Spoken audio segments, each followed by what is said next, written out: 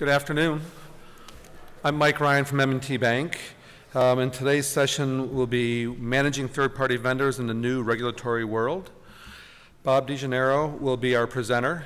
Bob's a senior operations and risk executive with 30 years of experience in the consumer and finance BPO services, mainly in mortgage banking, card and retail services, and commercial installment loans. As director of the U.S. practice at Bridgeforce, he currently manages the large U.S. engagements and provides strategic leadership and guidance in achieving project successes. Bob's background includes executive positions at J.P. Morgan Chase, GE Capital, Citibank, and Household. He brings expertise building quality control systems to achieve regulatory requirements, championing global offshore outsourcing collection strategies, starting a BPO servicing company, implementing successful operational programs, and building and nurturing partnerships. So please join me in welcoming Bob to the stage. Thank you, Mike. It's good seeing you again. It's been too long. I know. Good afternoon, everyone. How are you? Excellent, excellent. Well, before we get started, I just wanted to cover a couple of housekeeping items. The first one I know is very dear to everyone, is that we have cocktails that are going to occur about 5 o'clock, and I'm going to do my best to get you out of here even before that so you get a nice front row seat, right? So that's the least I can do after going through vendor management presentation. And the second one, and this is really important too, I'm going to be reversing the roles here, and I'm going to be asking you questions about some of the things that I'm going to present today. So if you're a little bit not sure about something, or you don't think you really are up on your vendor management questions, you might want to just move right now to someone who's really got their act together on that. So just so that you know. Well, thank you very much, and it's good to be here.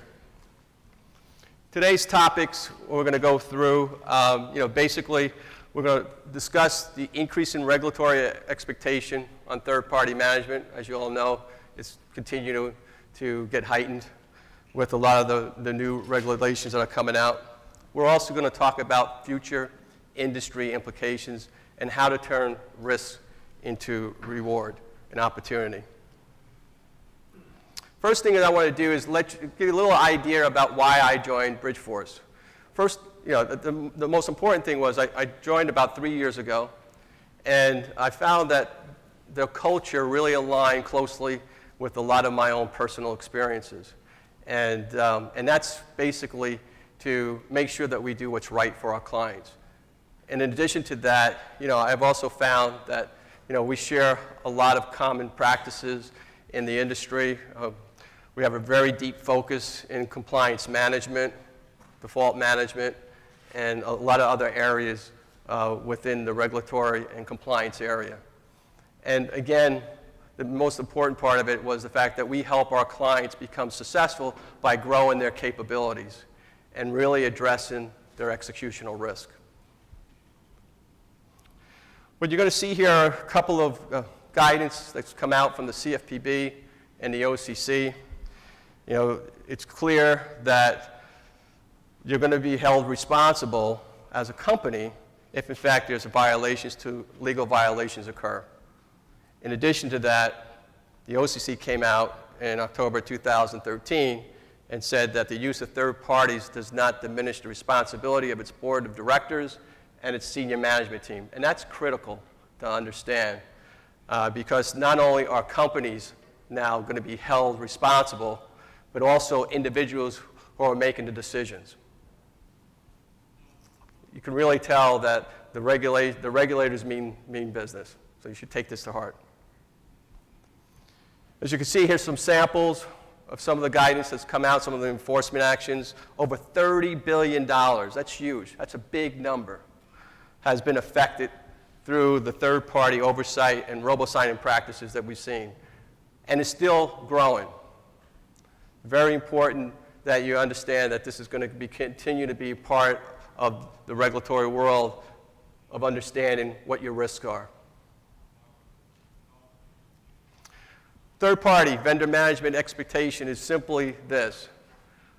the relationship with your customer belongs with the institution. And even when you decide to outsource that to a third party, and these are just some examples that are on the right-hand side, you can expect that that same level of expectation is going to continue. It's all about the customer experience. I can't stress that enough. If you handle a customer the way you want to internally, you've got to do the same thing externally. You can't make a difference between managing your operation both internally and externally. It has to be one. So, are you ready? Everybody ready for the ride? I don't know, right? Be prepared. Get your parachutes out. It's going to be a fun ride. So, let's get started. The first thing that you have to make sure when you're starting to look at your vendors that you have on board is you just ask the first question. Do you really need them? Right? I mean, that's the first one you want to do. And then if you do need them, what are you going to do to make sure that they stay compliant, they make sure that they put your customers first, and that performance now is on the bottom of the ring, right? It's no longer about performance as much as it is making sure that we stay compliant. Once you determine what that list is, and you evaluate that, you must want to continue to look to see if there's consolidation opportunities.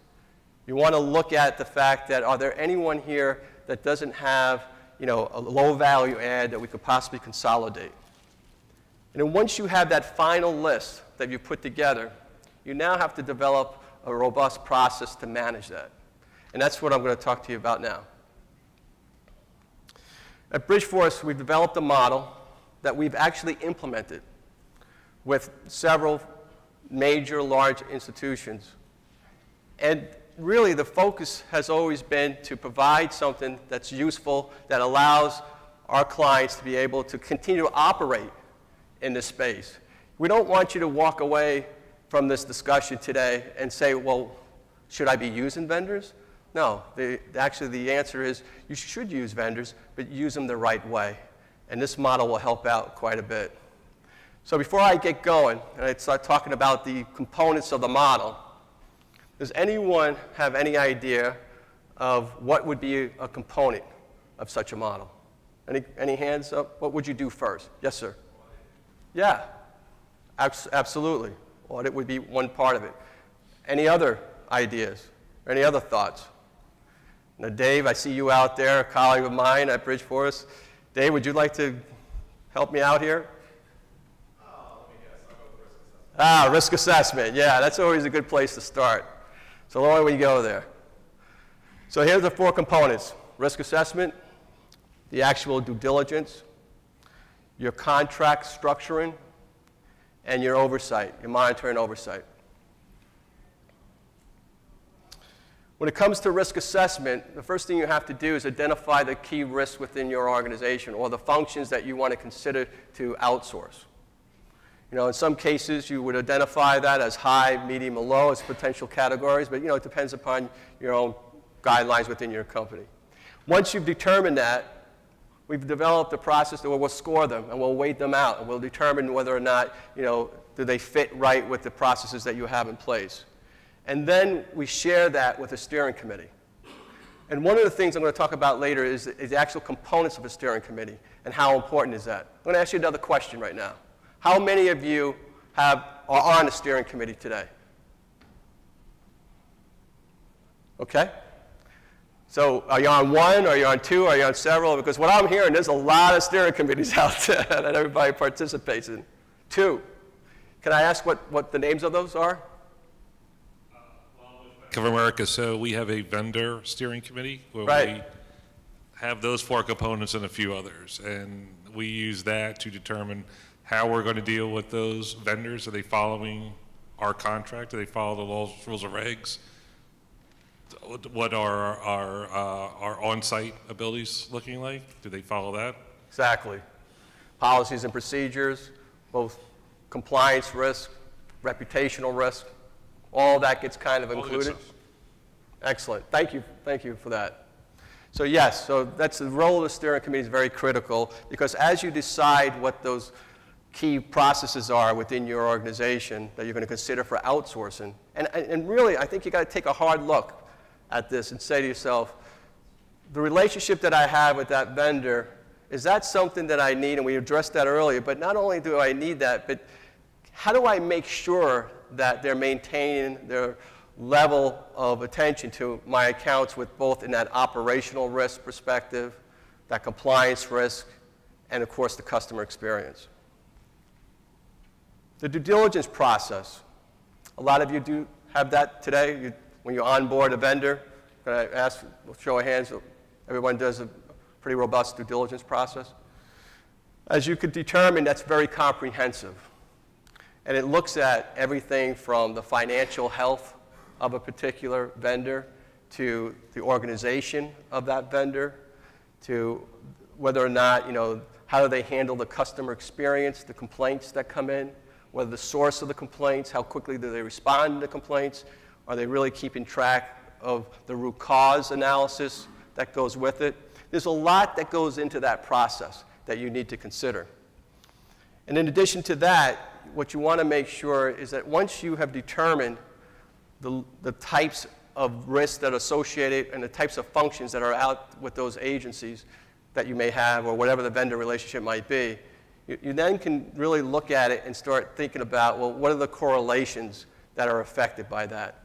And so the due diligence process is very important. It's comprehensive. It really deals with a lot of different variables. And then what we do is we also come up with a score and a questionnaire that asks all the various different questions. We ask agencies or whatever your vendor is to respond to it. And then based on that, we come back with either a pass or a fail score. The contract structuring. It's very critical that you have a consistent contract across all your vendor relationships. That has to be there, and it has to include everything that you can think of from policies, procedures, from your operational risk, from your compliance risk. Again, always taking the customer into consideration and making sure that you have your SLAs in place so that the expectations that you have with your vendors are clearly understood and that they know what's expected as a result of your contract. The rights to do audits, right? How frequently you do those audits, the indemnifications, the liabilities, all those things go into your contract. And it's very important that you're detailed and that you can really drive those with hard metrics. The last piece is the oversight, and this is very, very important because even once you onboard your particular vendor, you have to make sure you have a very robust process to monitor it and to evaluate the types of metrics that you put into that guideline. So in interest here, we talk about a few things like account reconciliations. We also look at the SLAs. We monitor those very closely. And so this is a very important part of the Bridgeforce model. And it's one thing that you've really got to pay attention to because things can happen very quickly. You have to monitor them based on your risk. So one thing would be like if you have a high risk type of function, let's say like a legal collections type of function, you might want to say, I want to review those things more frequently than maybe a low risk like a letter type of vendor. So we recommend that the specialized default management vendor control needs to be closely integrated with your corporate vendor process today. How many of you have a corporate vendor program? Yeah, great. Well, as you can tell, based on what I've already told you about the operational need to really dig down and really focus in on some of these key performance indicators, you really need to have the specialized approach to help you manage your process.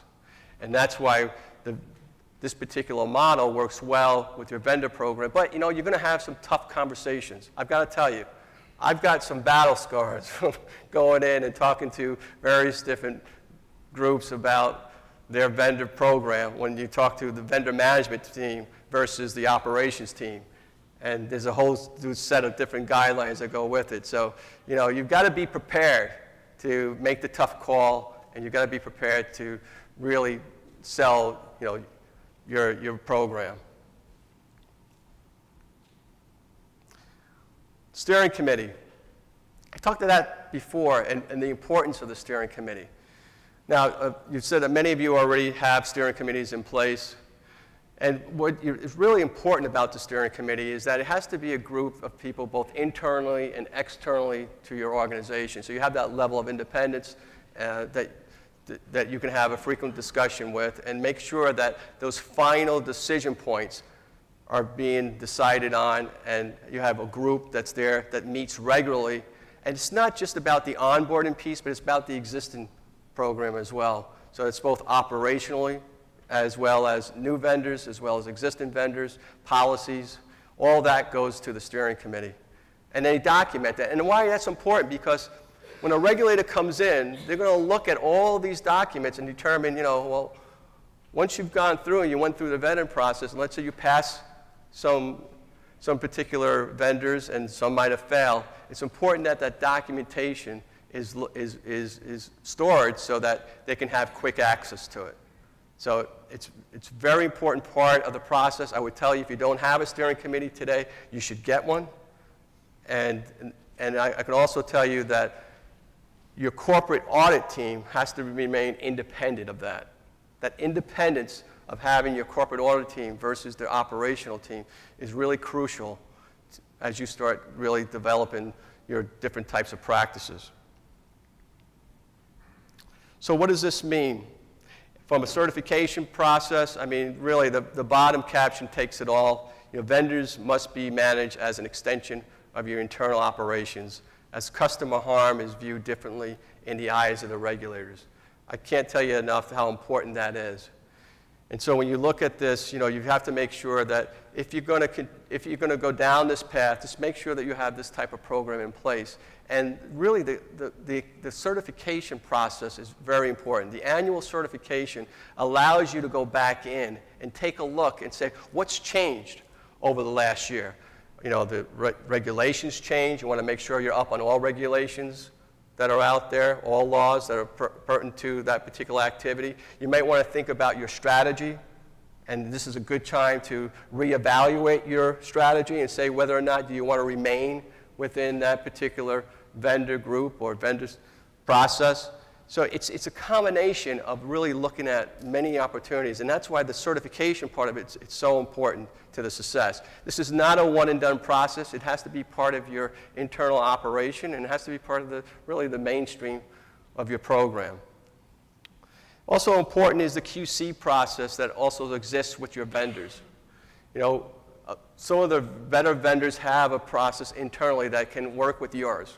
And this allows a good interaction and make sure that you're reviewing the same types of reports, metrics.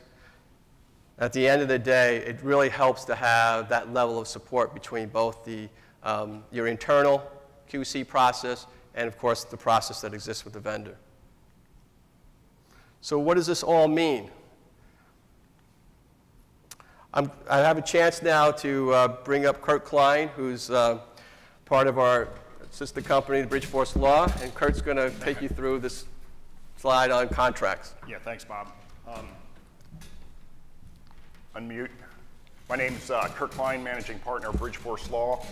Bob had asked me in this regulatory environment on a tactical level, what are you seeing different in contracts? So obviously, to the extent that we're reviewing a portfolio sale or a portfolio services agreement, that's going to be different than a core processing agreement. But there's some commonalities, and the CFPB has ostensibly stated that the agreement from 2 years ago is not going to pass muster for the agreement today. That you have to take these off the shelves, knock the dust off, and update your agreement. So there are some commonalities, though, that I'm seeing. One, brought in indemnification rights. Two, decrease limitations of liability, enhance and expansive SLAs, a heightened level of covenant detail. I mean, this is one of the really big points, one of the differentiators. I mean, we're seeing agreements now that used to be 2 or 3 pages that are now 22 pages and chock full of SCRA and auto dialing requirements. That level of detail was never in agreements before. Increased data security, system security. Broadened termination, immediate termination rights, particularly for the financial services companies, and increased audit rights, as Bob, you had mentioned previously. Great. Thank you, Kurt. Sure.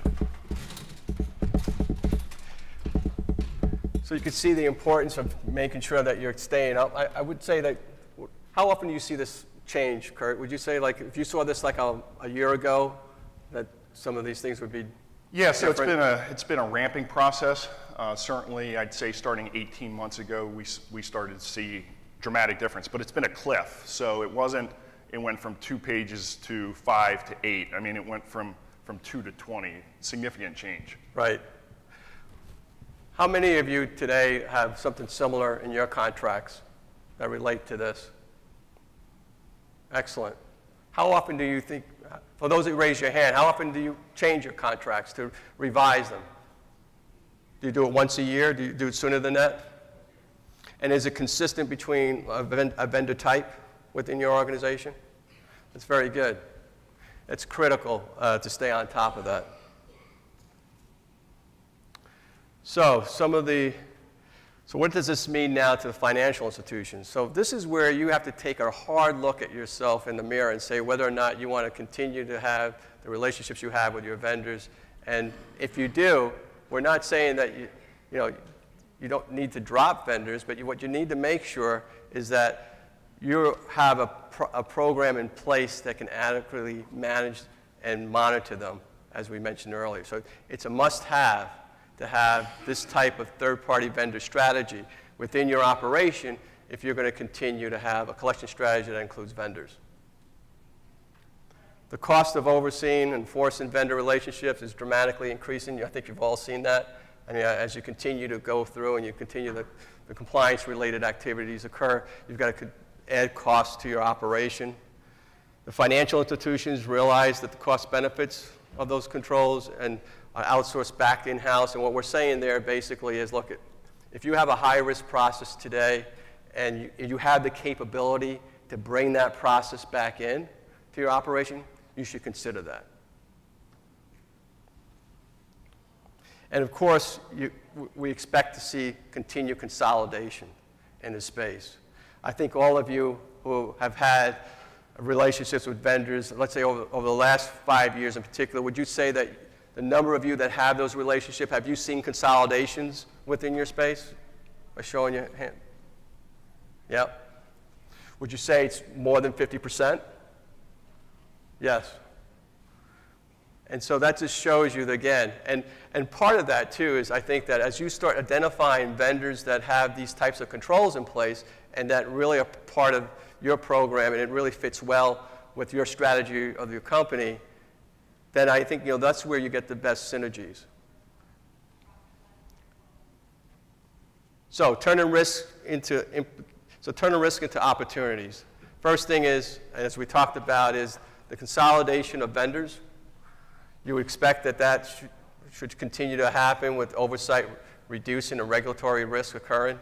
The idea here is you consolidate, you also minimize your risk, right? At the end of the day, that's really the game.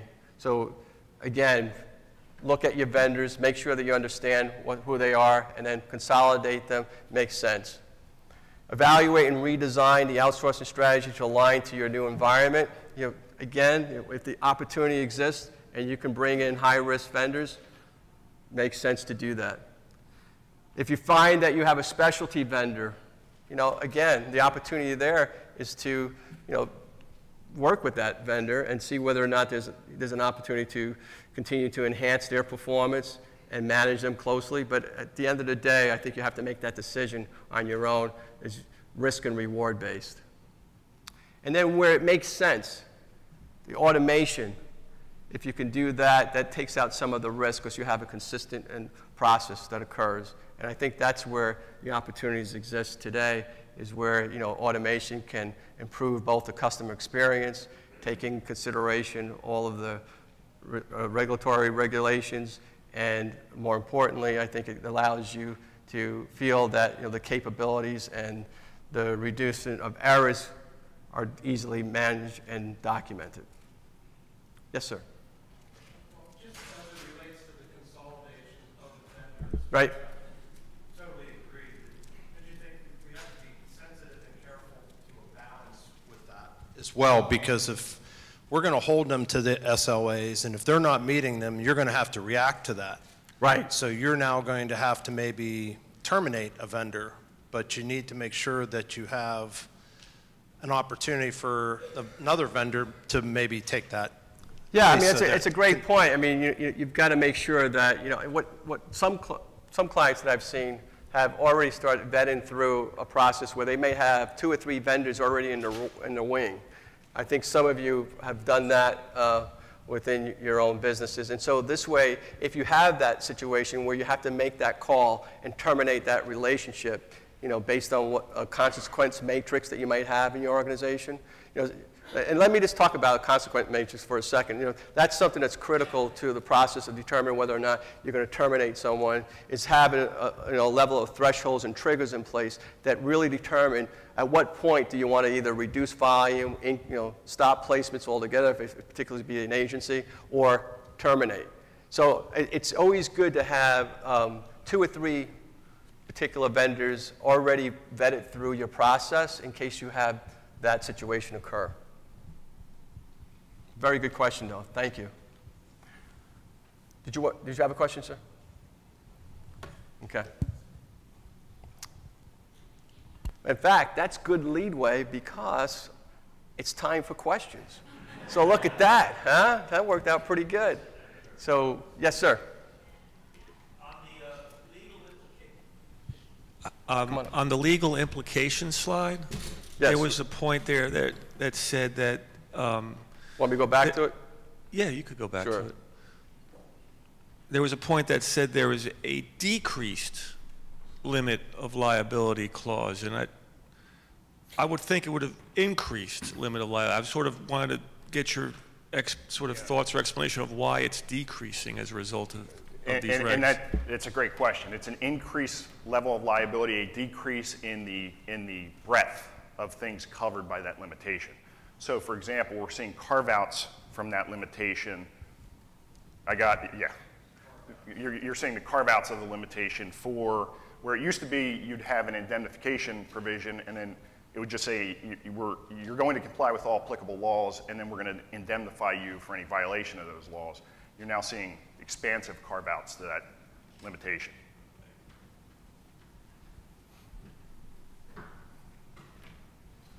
Other questions? Yes. Hi. Question on the, can you go back to the beginning in your framework on kind of the centralized oversight?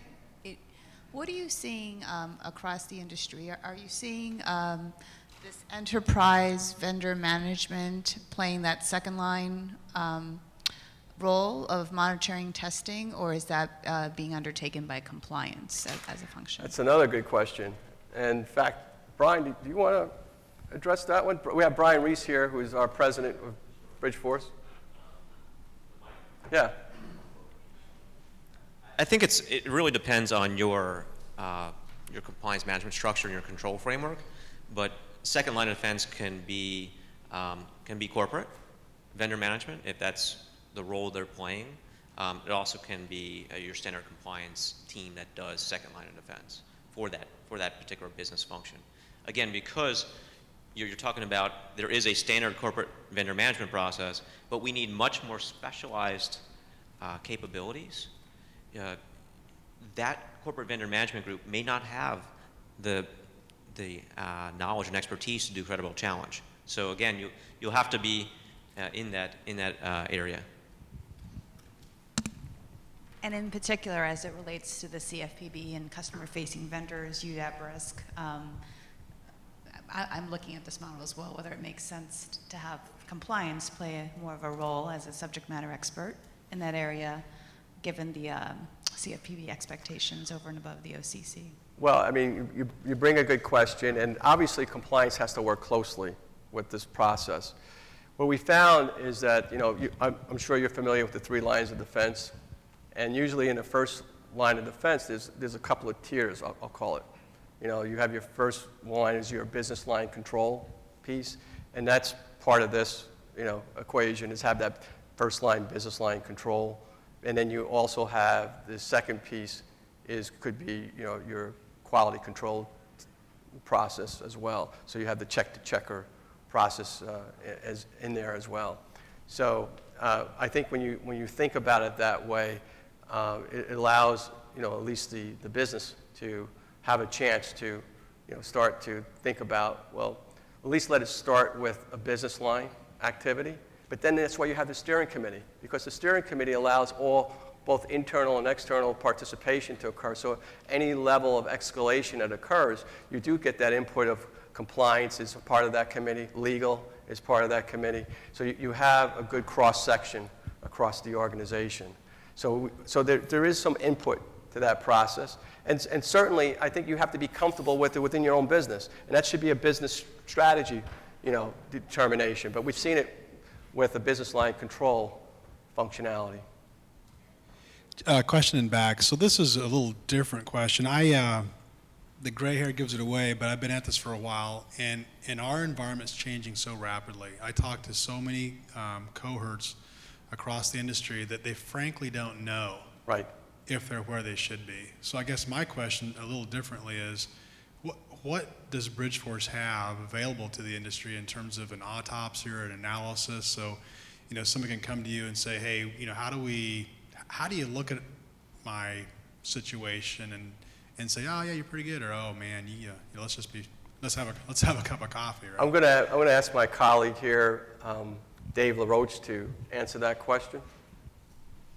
So good question, Larry. So our program is a program. I want to stress that it's not a series of scorecards. It's policies, procedures, it's contract templates, it's the various scorecards that Bob mentioned. So one of the things that we do, and is a very frequent exercise for us, is we will come in and assess someone's vendor management program and basically do a gap analysis to our program.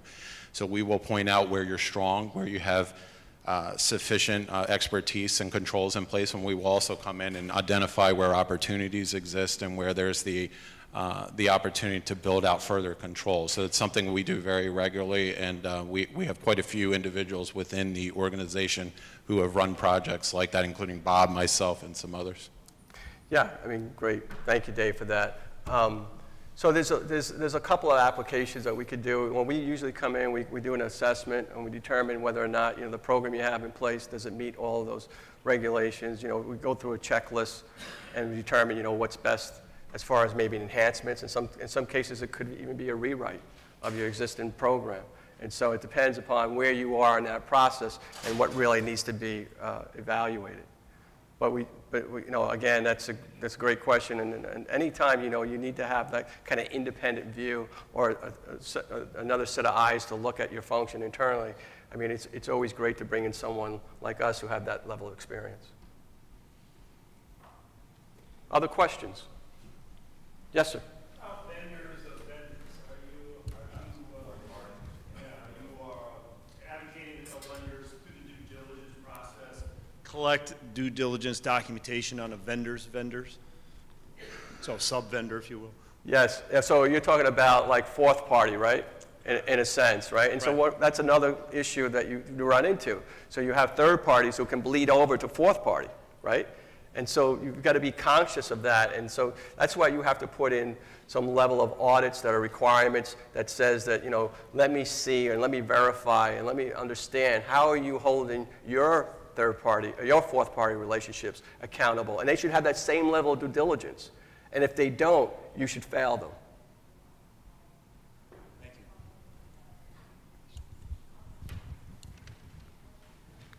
Other questions? But, we got a lot of time for drinks, right now. I mean, I'm telling you, this is good time. Matt, did you have a question, Matt, or do you want to make a statement? Matt Scarborough, our CEO, is here. So I think one question there to talk through a little bit is, you've talked thematically, Bob, about some of the things that have changed, but about the change in the expectation of the level of evidence, right? I mean, I was just a couple weeks ago having a conversation with a client and talking through the difference between, well, I ask a vendor, do you have X policy, and it was a yes or no question, versus, okay, did you get a copy of that policy? Did you get a copy of the reporting to evidence that, a copy of the corrective actions that went out of that report? I think walking through some of how take these themes and what's that mean in terms of my level of evidence standards and how we've seen that evolve. Well, it's a great question. I think that you're going to continue to see that as you start driving more into your processes, you're going to start seeing that there's a level of need to really start thinking about how do you stay in front of this. I guess some of your question is how do you stay in front of it, right? I'm thinking of where kind of the concept of the evidence-only review. The evidence-only review, yeah. That's a good question. I'm going to ask Bo Backerman to weigh in here and give some feedback. He's one of our colleagues, too, from Bridgeforce. Yeah, that was fun. Was there a question? No, I'm just kidding. So, the approach of getting down to this evidence-only review is little akin to, I was having this conversation a little earlier today with a fine member of the CFPB around this notion of, it's no longer about kind of burden of proof, hey, examiners, show me what I did wrong. It's now about, I can show you what I have in place to prevent things from going wrong, and taking a view of ownership around that burden of proof such that when you get down into the detail, whether it's at the individual regulatory citation requirement as it applies to a vendor, that you have proof of what's happening and that you are appropriately vetting any type of documentation that's provided to you so that you understand the source of whatever that information is, because you can't take the report quite at face value when you're necessarily dealing with a third party, or as we were just discussing in the case of fourth party, you've now got a vendor who's contracted with a contractor to them. They may be providing information to your vendor that then flows back to you. How do you know that that information that's coming from the fourth party is coming from the right data source and has all of the validation behind it? So what it comes down to is kind of this, artifact-only type proof, where you have also done some validation of the artifacts. Related to this, and I won't wax poetic too much because I already see some of my colleagues saying, oh no, we gave Bo the microphone. But you asked for it, Bob. Sure was. One of the interesting things about the vendor management environment is if you take your classic 3 lines of defense framework with, risk assessment, prevention, detection, correction, and then kind of the governance over that, that whole model applies to third party. And when you start to look at it that way, some of the times what we see, the wonderful question that was asked down the aisle here around, well, where does second line come into play and so forth, we often see opportunities to make more robust one or more of the lines of defense as it relates to third party. Most of your contracts, if not all of them, probably have auditing rights. How often are you really, using those rights so that you have now the third line? Actually, it's usually when there's a problem and lawyers are involved and, hey, we have the right to come in and audit. But if you take that 3 line of defense approach and say, let's pretend like it's ours, even though we know we have to call the vendor, say, do we really have 3 lines of defense in place with all of the components, risk assessment, prevention, detection, correction? And you'll typically find that either horizontally, kind of with the lines of defense, that there may be some weakness, or within one of the disciplines of those lines of defense. I hope that answers the question. Thanks for putting me on the spot, Bob. Hey, anytime, Bo. And by the way, you cut into my drinking time, so, you gotta stop that. But it's a great response, and I think really the key there is documentation, and having really good, strong documentation, and being able to reference that as needed. I think that's so important. As you all know, there's a lot of room to improve when it comes to documenting and storing it and making sure that it's available when needed for any type of review. And important thing is understanding and not repeating the same potential issue again. Yes, sir. Do you have any smaller models for the really small community banks who, for example, may do 5 foreclosures a year may put out 3 vehicles for repo a year, and they may have a sole practitioner attorney that does their foreclosures, and they may have 1 repo agency that does their repossessions, you know, and rather than creating a contract, they just turn over the foreclosures to the same lawyer that they've been using for the last 30 years. Yeah. Same way with the repo agency. Yeah, no, I mean, so the answer to that is you need to have the same type of rigor. Even if it's small volume or low volume, it's still higher risk, and it's still you know, important to your institution or your business. But however, you know, as we would come in here and do the due diligence, we could make some recommendations on how maybe to modify the program that we have in, but still keep the components and still keep the rigor, but how to modify it based on your unique types of business. And Brian, did you want to add something to that?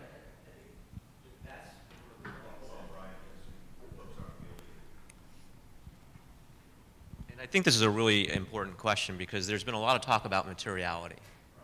And materiality is, well, is it a low dollar? Is it a small transaction level? I think you have to go back and think about, we have such small volumes, does it make sense for us to outsource? Can we just bring those functions in-house and staff that? So those are the decision points that you have to make, or you have to be prepared to do something. But you can modify some of these things so it's not as intensive as this.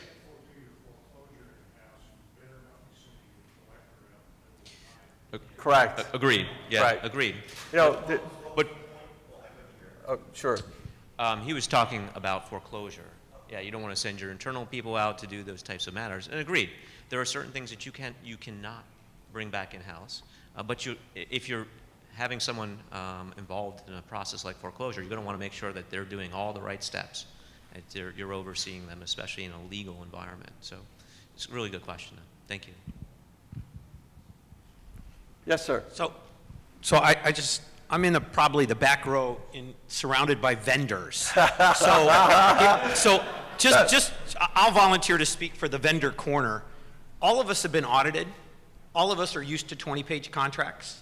All of us have the necessary training programs in place that emphasizes FDCPA and SCRA. We all scrub our portfolios. We all do it diligently.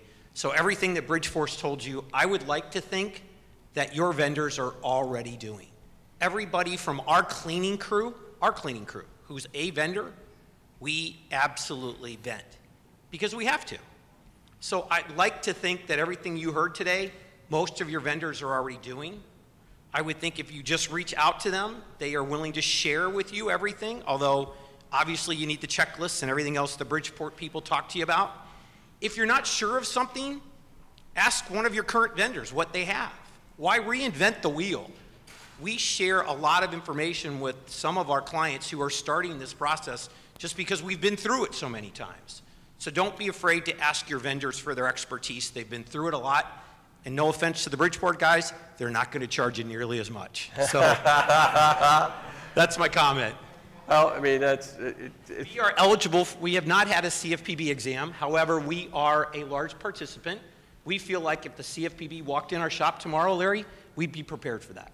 We have spent years preparing for CFPB. Our clients have been examined by the CFPB. Watch what you ask for. That's what I'll tell you. But it's going to happen, right? If you're a large participant, it's going to happen. You better be prepared for it. As our clients download that information back to us, we feel like we're prepared. Are we perfect? No. Well, I mean, you bring up a good point, and I think that, you know, obviously, you know, one of the things is have good communication and good understanding of what your third-party vendors have, right? I mean, that's always important. But I think you also have to challenge them on making sure that they have everything that's needed, right, to get the job done.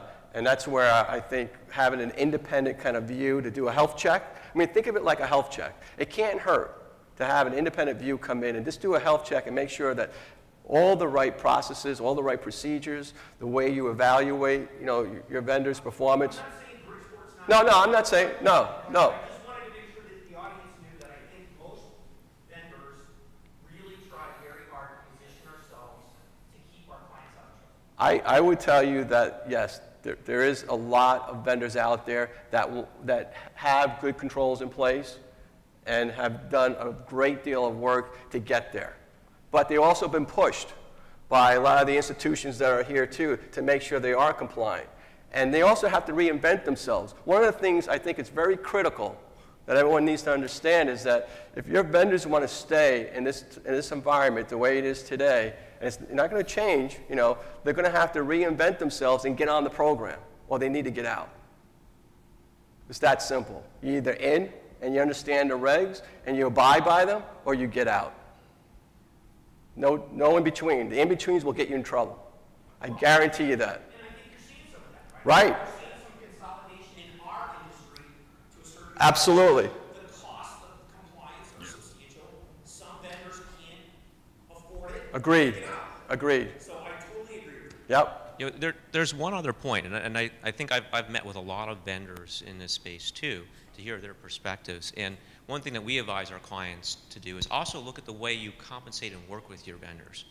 In the past, you might have been focused on performance and to make sure that they're running and gunning on performance, but you actually also want to look and really revise the way you look at the contracts and the process and say, are these people providing and doing the right thing from a compliance experience perspective?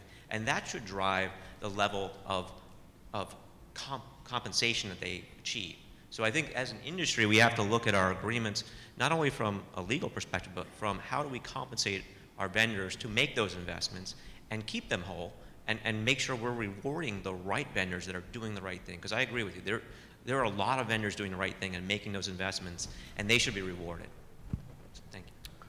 I mean, does everyone, I mean, Brian brings up a good point. Those of you who have vendors today, do you have like anything in there for compliance knockouts? Like if there's a compliant issue that comes out, do you penalize them?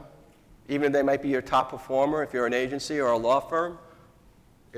If they don't follow their compliance rules, you do that? Do other people do that as well? I mean, are you putting compliance and customer experience first? Because if you're not, that could put you in trouble. If it's only going to be performance, don't do it. Make sure that you're focusing on compliance and the customer experience, because those are the two things that matter. From the talks that I've seen so far today at this great event, and whenever I hear and whenever I stop and I listen to regulators, it's always about the customer experience. If you don't get that now, you're going to be in trouble. So you got to make sure that that customer experience is there and a big part of your equation. Any other questions? I got to thank you. This is great. I mean, I thought the conversations and the questions were outstanding. I really appreciate everybody's focus on this particular area. It's very critical, and I'm glad that a lot of you already have a lot of these programs in place. So congratulations on that. Look forward to working with you closely, and have a great time here today. See you at the bar.